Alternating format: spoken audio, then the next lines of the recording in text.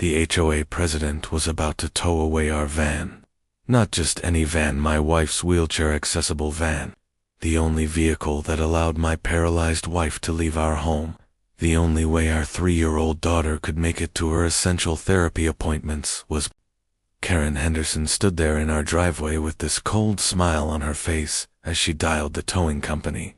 My wife Sarah was in tears. Our little girl Emma was sobbing uncontrollably.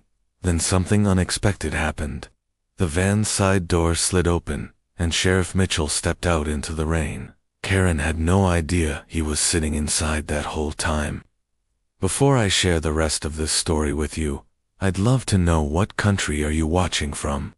Drop a comment below, and please, don't forget to subscribe for more incredible true stories like this one. Our specially modified wheelchair-accessible van was parked exactly where it always was, in our designated parking space right in front of our townhouse. This wasn't just any vehicle we'd picked up on a whim. We had spent 2 full years saving every penny we could to afford it. This van gave Sarah her independence back. This van made it possible for us to take our 3-year-old daughter Emma to her medical appointments. Without it, we were trapped. I pulled into the driveway and threw my car into park, jumping out before I'd even turned off the engine. I didn't care that the rain was coming down in sheets, soaking through my shirt within seconds. "Karen, what's going on?" I called out, jogging toward her through the downpour. She didn't even bother to look in my direction. Instead, she had her phone pressed to her ear, and I could hear her speaking to someone on the other end. "Yes, that's correct. The address is 456 Willow Lane. It's a commercial vehicle parked in a residential area. Absolutely a violation of our community standards. I need it towed right away." My heart sank straight into my stomach. Commercial vehicle. She couldn't be serious. "Karen, that's my wife's wheelchair van," I said, trying to keep my voice level. She finally turned to face me, and the coldness in those eyes sent a chill down my spine despite the warm rain. "Mr. Patterson, I've warned you multiple times about this situation. This monstrosity is an eyesore to our entire community. The HOA bylaws are crystal clear: no commercial vehicles allowed. That includes oversized vans like yours." "It's not a commercial vehicle," I said, my voice rising. "It's a medical accessibility van. My wife is paralyzed from the waist down. She needs this van to get around." Karen's lips curved into this thin, cruel smile. Then perhaps she should have thought about that before moving into a community with standards. "I've already contacted the towing company. They'll be arriving in approximately 15 minutes. My hands started shaking. Not from fear, from pure burning rage. "You can't do this," I said, my voice coming out low and dangerous. "Sarah has a doctor's appointment first thing tomorrow morning. Emma has therapy. You cannot take away their only means of getting where they need to go." "I can, and I will," Karen said, checking her watch like this was just another item on her to-do list. "The bylaws are the bylaws, Mr. Patterson. Perhaps this will teach you to respect community regulations going forward." I wanted to scream. I wanted to grab that clipboard out of her hands and throw it into the street. But at that exact moment, I heard something that turned my rage into ice-cold terror. Crying. Emma was crying. I spun around and saw Sarah in the doorway of our townhouse, sitting in her wheelchair at the threshold. She couldn't get down the front steps without the van's hydraulic lift. And there, in her lap, our baby girl, Emma, was sobbing, her tiny hands clutching her mother's shirt for dear life. "Daddy," Emma wailed. "Daddy, why is the mean lady taking our van away?" Sarah's face had gone completely pale, tears streaming down her cheeks. She was trying her best to hold Emma close, trying to comfort her, but I could see her whole body trembling. My wife, my strong, beautiful wife, who had survived a drunk driver's collision that shattered her spine in 3 places. My wife, who had fought through 2 solid years of grueling physical therapy and never once complained about the pain. My wife, who smiled every single day, despite living with chronic pain that would break most people. And this woman was making her cry. "Sarah, go back inside," I called out, trying desperately to keep my voice steady for Emma's sake. It's okay, baby. Daddy's going to fix this. But Sarah shook her head, tears falling faster now. James, please. Please don't let her take the van. I have Emma's therapy appointment tomorrow morning. If we miss it, we'll have to wait another 3 months to get back on the schedule. The waiting list is so incredibly long.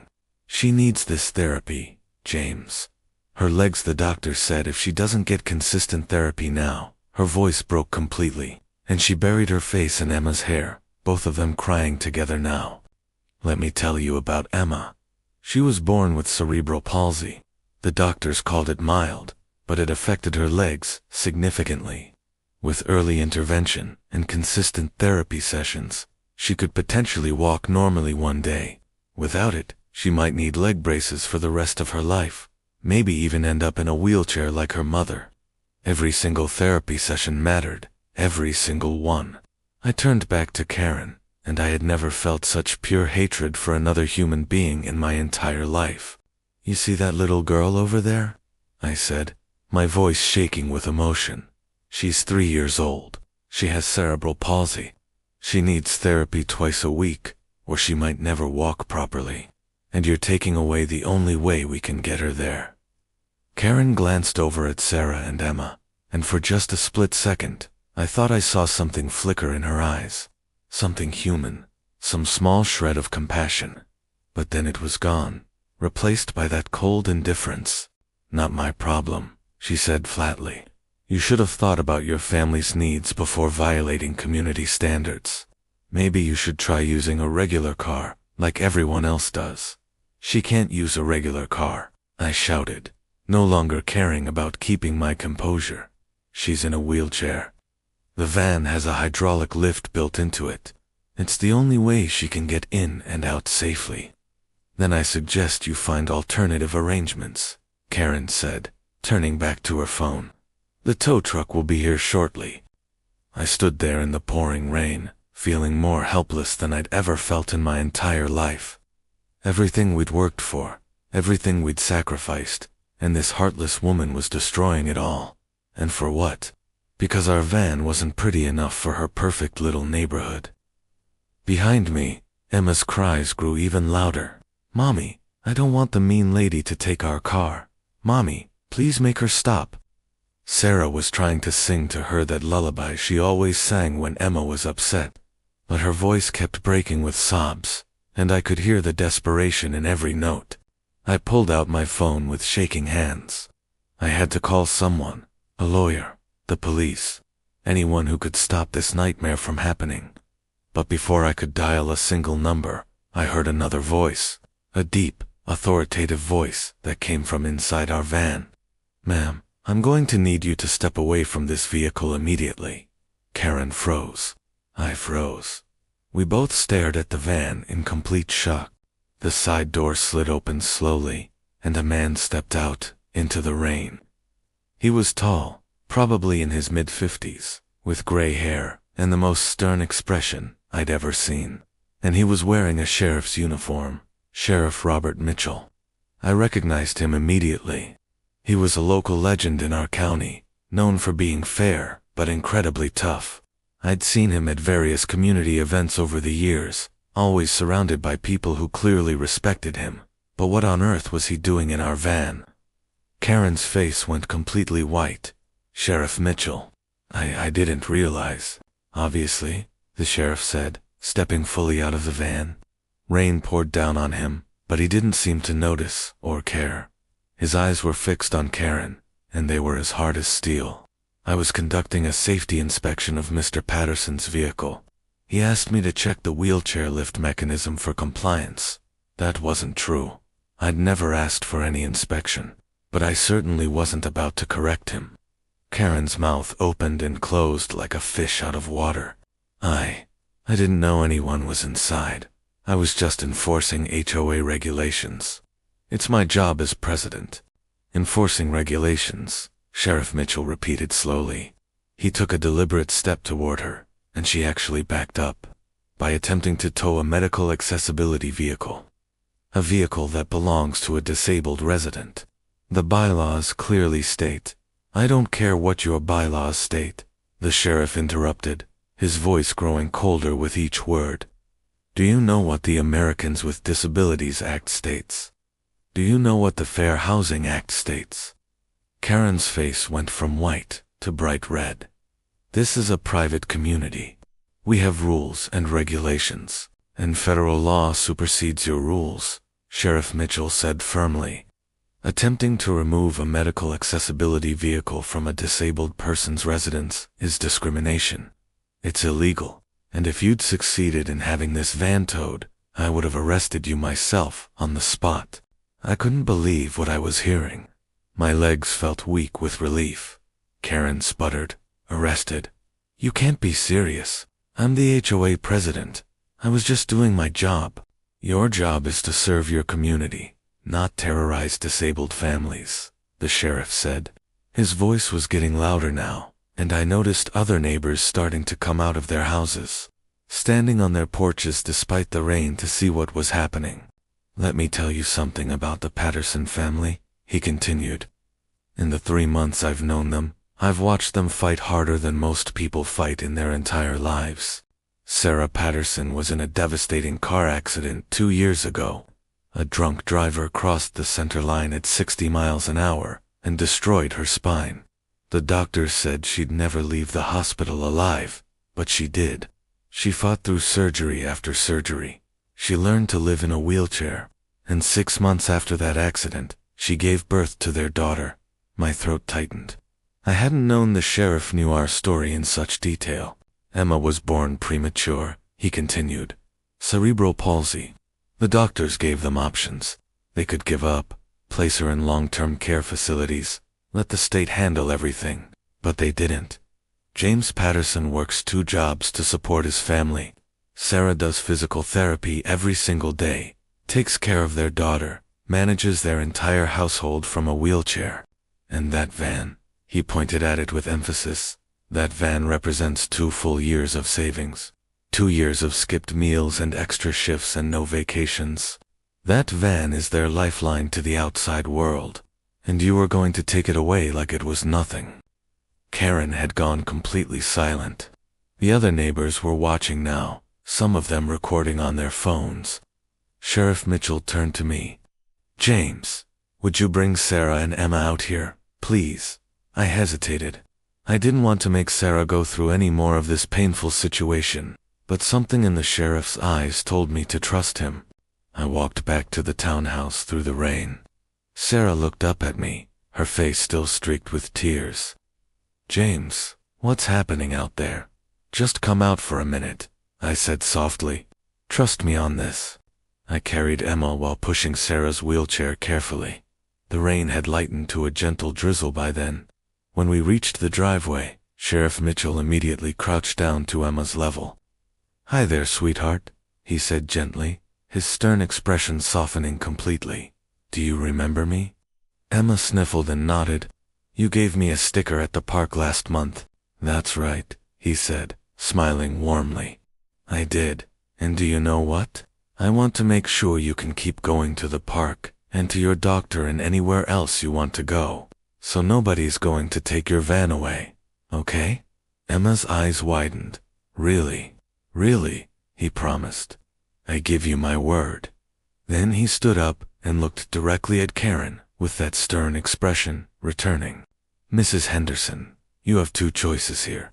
1, you can call that tow truck right now and tell them the job is canceled.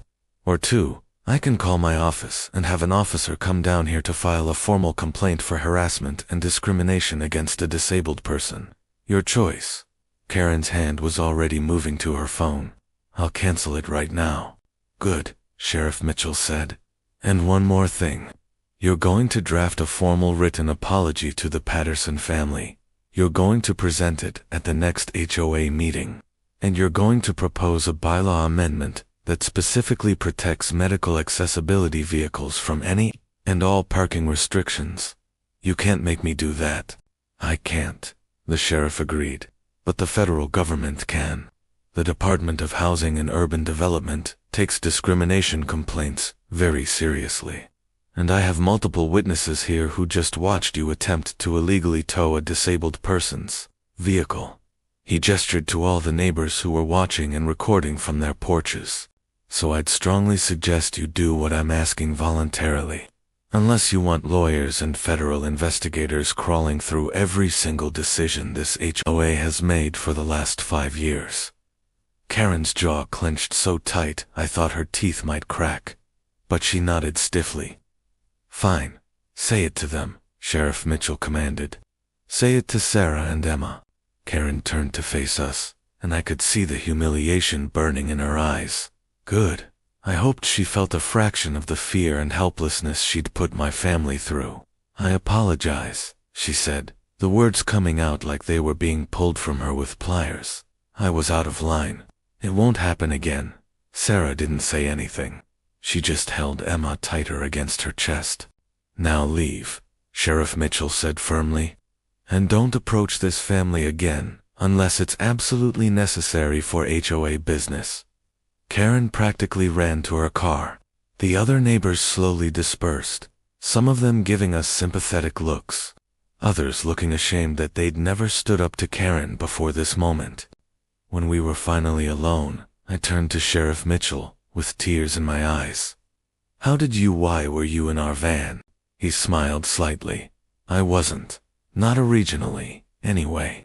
I was walking past on my way home from my shift. I live just 2 streets over from here. I heard the commotion and saw what was happening, so I got in the van through the side door when she wasn't looking. Figured it would give me more authority in the situation. I felt tears burning in my eyes. You lied to the HOA president for us. I bent the truth to protect a family from discrimination, he corrected gently. There's a difference. And technically, I did inspect the van just now while I was sitting in there waiting. The wheelchair lift looks good, by the way. Well maintained. Sarah laughed. Actually laughed. It was choked with tears, but it was genuine laughter. Thank you, she whispered. Thank you so much. I don't know what we would have done without you. You would have fought, Sheriff Mitchell said firmly. You're fighters, all 3 of you. I can see that clear as day. But sometimes even the strongest fighters need backup. Emma tugged on his uniform. Mr. Sheriff, can I have another sticker? He pulled a shiny star sticker from his pocket and gently placed it on her shirt. You know what? You're one of the bravest little girls I've ever met. You keep going to therapy. Keep getting stronger. One day you're going to run faster than anyone, even faster than Daddy. Emma asked, with wonder in her eyes.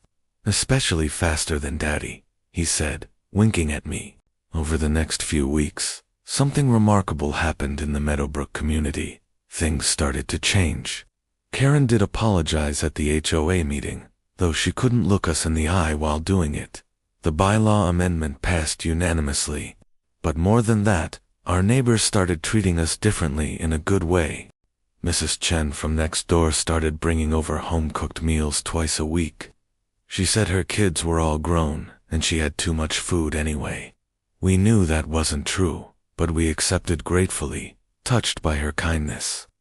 The Robinsons across the street offered to babysit Emma whenever we needed them. Their teenage daughter had just finished a course in special needs care and wanted the experience.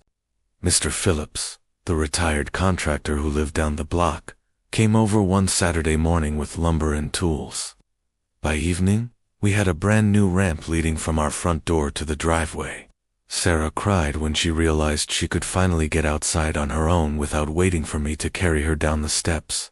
Emma's therapy continued without any interruption. Every single session, she got stronger. Her physical therapist said she was making remarkable progress beyond expectations. 3 months after the van incident, Emma took her first unassisted steps. Just 3 of them, before she fell into Sarah's waiting arms. But it was the most beautiful thing I'd ever seen in my life. Sheriff Mitchell became a regular visitor to our home. He'd stop by on his way home from work, usually with some excuse about checking on the neighborhood, but we knew the real reason he came. He'd sit with Sarah while she did her exercises, encouraging her when she got frustrated. He'd play with Emma, making her laugh with silly voices and magic tricks. He became like family to us. One evening, about 6 months after the towing incident, Sarah and I were sitting on our new ramp watching Emma play in the yard. She was running now. Not smoothly, not perfectly, but she was running chasing fireflies in the twilight. "Do you remember what you said to me?" Sarah asked quietly. "Right after the accident, when I woke up in the hospital and the doctors told me I'd never walk again. I remembered it clearly. I said we'd get through it together, that we'd build a new normal. And do you remember what I said back? You said you didn't want to be a burden." Sarah nodded, tears slipping down her cheeks. "I was so scared, James, so terrified that my life was over, that I'd never be a good mother, that you'd eventually leave me for someone whole." "Sarah, let me finish," she said softly. "That day with Karen, when she was trying to take the van, I felt that fear again, like everything we'd built was going to be taken away. Like I'd failed you and Emma. But then Sheriff Mitchell stood up for us, and the neighbors helped us. And I realized something important." "What?" I asked. "Being disabled doesn't make me broken," she said, her voice growing stronger. "It doesn't make me less than anyone else. And people who can't see that, people like Karen, they're the ones who are broken. They're the ones who are missing something important in their hearts." I took her hand in mine. "You're the strongest person I've ever known. We're strong together," she corrected me. "You, me, and Emma, we're a team." Emma came running over, breathing hard, her face flushed with joy. "Mommy, Daddy, I caught 3 fireflies. I counted them." Sarah pulled her into her lap, wheelchair and all. 3. "That's amazing, baby." "I'm going to catch 100, Emma declared confidently. "Maybe even 1,000. "Maybe you will," I said, ruffling her hair. "Maybe you will." That night, after Emma was sound asleep, I found Sarah in the kitchen writing something by hand on nice stationery paper. "What's that?" I asked. "A letter," she said, "to Sheriff Mitchell. I want to thank him properly. Words can't really express what he did for us, but I'm going to try my best." I read over her shoulder. Her handwriting was beautiful and careful. The letter talked about fear and hope, about darkness and light, about how sometimes a stranger's kindness can change absolutely everything. "It's perfect," I told her. We delivered the letter the next day. Sheriff Mitchell read it right in front of us, and I saw his eyes get wet. "You know," he said, clearing his throat, "I've been doing this job for 30 years now. I've seen a lot of bad things, a lot of cruelty and ugliness. Sometimes I wonder if it's all worth it. But families like yours," he continued, "that's what makes it worth it. You remind me that there's still good in this world, that the fight matters." "You're part of that good," Sarah said firmly. He smiled. "We'll see. But I'll tell you what, you keep fighting for that little girl. Keep showing her that obstacles are just things to climb over. And maybe when she's older, she'll remember. She'll remember that even when things seem impossible, there are people who will stand up for what's right. She'll remember, I promised. We all will." A year later, Karen Henderson resigned as HOA president. Nobody was sad to see her go. She moved out of the Meadowbrook community 2 months after that. I heard through the grapevine that she went to a retirement village in Florida. I hoped she learned something from what happened. I hoped she became a better person, but mostly, I tried not to think about her at all. Emma was 4 years old by then, running and jumping like any other kid her age. She still had physical therapy once a week, just for maintenance. The doctor said her progress was nothing short of miraculous. We called it determination. Sarah had started working again, doing graphic design from home. She'd always been talented with art, and now she had clients all over the country. She said being in a wheelchair gave her a unique perspective, helped her see things differently. She designed logos for disability advocacy groups, and created beautiful illustrations for children's books about differences and acceptance. Our van was still parked in the same spot, but now it had company. The Chens got a van too, for Mrs. Chen's elderly mother, who was having mobility issues. The Robinsons' daughter started a carpooling service for disabled residents in the area, using a van they bought and modified themselves. The Meadowbrook community changed in profound ways. It became known as one of the most accessible neighborhoods in the entire county. When new families with disabled members were looking for places to live, real estate agents recommended us specifically. The HOA updated dozens of bylaws not just about vehicles, but about ramps, about accessibility, about inclusion and respect. And it all started because one woman tried to tow our van, and a sheriff happened to be walking by at exactly the right moment. Sometimes I think about that day, about the rain, and the fear, and the rage. About my wife and daughter crying on our doorstep. About feeling completely helpless and alone. And then I think about Sheriff Mitchell stepping out of that van, rain pouring down on his uniform, his voice full of authority and righteous anger, standing up for a family he barely knew because it was simply the right thing to do. Heroes don't always wear capes. Sometimes they wear sheriff's uniforms. Sometimes they're neighbors who bring food and build ramps without being asked. Sometimes they're physical therapists who push a little girl to take one more step. Sometimes they're mothers who refuse to give up, who smile through constant pain, who teach their daughters that different isn't less. And sometimes heroes are little girls with cerebral palsy who chase fireflies in the twilight and dream of catching 1,000. Emma is 7 years old now. She plays soccer. She's not the fastest player on the team, probably never will be, but she's the most determined player they have. When she falls, she gets right back up. When things get hard, she pushes through. She learned that from her mother. Last week, she came home from school with a drawing. It showed our family, all three of us standing in front of our van, and next to us, she'd drawn Sheriff Mitchell in his uniform with a big star on his chest. "Mr. Sheriff is a superhero," she told us proudly. "He saved us from the mean lady." "Yes, he did," Sarah said, hugging her close. "But you know what? You're a superhero too. You're the bravest person I know." "Braver than Daddy?" Emma asked with a giggle. "Way braver than Daddy," I confirmed, making her laugh even harder. The truth is, that day changed all of us in ways we never expected or could have imagined. Sarah started speaking at disability rights conferences across the state.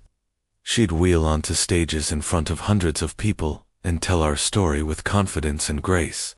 She talked about discrimination, about accessibility, about the critical importance of standing up for what's right. Her voice, once trembling with fear on our doorstep, now rang out strong and clear in auditoriums across the state. I remember the first conference she spoke at. I sat in the back row holding Emma's hand, and I watched my wife command that entire room. She showed pictures of our van, of that rainy day, of the ramp our neighbors built, and when she finished speaking, the entire audience stood up and applauded. People were crying openly. Some came up to her afterwards and shared their own stories of discrimination, of being treated as less than human because of their disabilities. "You gave me hope," one woman told Sarah, tears streaming down her face.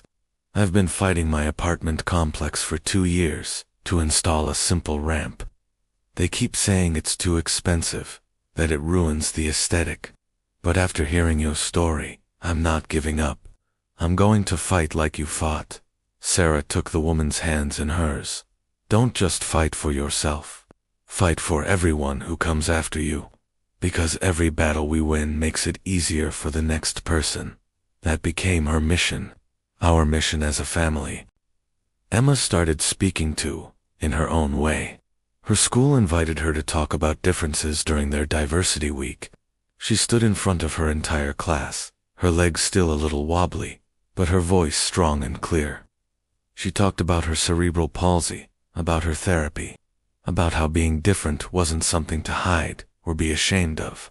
"My mommy uses a wheelchair," she told her classmates, "and some people think that makes her sad or broken.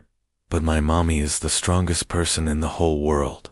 She taught me that our bodies might work different, but that doesn't make us less. It makes us special." A boy in her class raised his hand. "Does it hurt? Your legs?" Emma thought about it carefully. Sometimes. But you know what hurts more? When people are mean about it. When they stare, or say rude things. That hurts my heart more than my legs ever could. After her talk, 3 kids came up to her privately. One had hearing aids. One had dyslexia. One had anxiety so bad that she sometimes had to leave class. They all hugged Emma and thanked her for being brave enough to talk about being different. That night, Emma's teacher called us. "What your daughter did today," she said, her voice thick with emotion that took more courage than most adults have. She changed something in that classroom. The kids see her differently now. They see all differences differently. "Thank you for raising such an incredible little girl," Sarah cried when she hung up the phone. Happy tears this time. "She's doing it, James. She's changing the world one person at a time, just like Sheriff Mitchell changed ours. 5 years have passed since that rainy day that changed everything. Emma is 8 years old now, and yesterday something happened that brought everything full circle. We were at the grocery store, Sarah and Emma, shopping while I loaded bags into our van. I heard a commotion near the entrance. A woman in a wheelchair was crying, her young son standing beside her, looking terrified. A security guard was telling her she couldn't park in the accessible spot because her vehicle looked too nice to belong to a disabled person. My blood ran cold. It was happening again. Different people, different place, but the same cruel ignorance and discrimination. I didn't even think. I walked straight over there. "Excuse me, but what's the problem here?" The security guard turned to me, clearly annoyed. "Sir, this doesn't concern you. It concerns everyone," I interrupted firmly. "That's an accessible parking spot. She has the proper placard displayed. She has every legal right to park there. Store policy says, federal law says otherwise," a familiar voice called out. I turned around, and there he was. Sheriff Mitchell, now retired from active duty, but still carrying that same natural authority in his voice and presence. He must have been shopping too. He walked up to us, and even without his uniform, the security guard straightened up immediately. "You again," Sheriff Mitchell said to me, smiling slightly. Then he turned to the woman. "Ma'am, you park wherever you need to park. Nobody has the right to question your disability or your needs." The woman looked at both of us with tears in her eyes. Thank you so much. I thought I was all alone." "You're never alone," Sarah said, wheeling up beside me with Emma walking next to her. "We've been exactly where you are, and we're here to tell you that it gets better, that there are good people who will stand with you when it matters most." Emma walked up to the woman's son and handed him something precious. One of Sheriff Mitchell's old stickers, the shiny star she'd kept in her backpack for years. "For being brave," Emma told him gently. "My friend the sheriff gave this to me when I was scared too." The little boy's face lit up with wonder. His mother started crying harder, but these were different tears now. Grateful tears. Hopeful tears. Sheriff Mitchell put his hand on my shoulder. "You learned well, James. Now you're the one standing up for others. You taught us," I said. "You showed us what it means to be a hero." He shook his head. "No, I just did what was right in that moment. You're the heroes. You, Sarah, Emu, took your pain and turned it into purpose. That's what real heroism looks like." As we walked back to our van, together all of Usai realized something profound. That rainy day 5 years ago didn't just save our van. It started a ripple effect. One act of kindness that kept spreading outward, touching more and more lives in ways we couldn't have imagined. The woman we helped today would remember this moment. Maybe she'd help someone else someday. And that person would help another, on and on. An endless chain of compassion started by one man who refused to look away from injustice. Our van was still parked in the same spot where we'd left it. Still reliable, still giving us freedom, still covered in Emma's stickers and Sarah's art supplies scattered in the back. But it was so much more than just a vehicle now. It was a symbol of resilience, of justice, of the day our lives changed forever. The day someone tried to break us, A hero in a sheriff's uniform showed us we were unbreakable. That drawing Emma made is still on our refrigerator, held up by a magnet shaped like a van. Every time I see it, I remember that day in the rain. I remember the fear and the anger and the overwhelming relief, but mostly I remember the kindness. The way a stranger became a guardian angel, the way a community came together, the way love and determination can overcome hatred and ignorance. Our van sits in that same parking spot today. It's a little older now, needs some maintenance here and there, has some dents and scratches from years of use, but it's beautiful to us because it represents freedom, it represents independence, it represents everything we fought for, and nobody, not Karen Henderson or anyone else, will ever take that away from us again.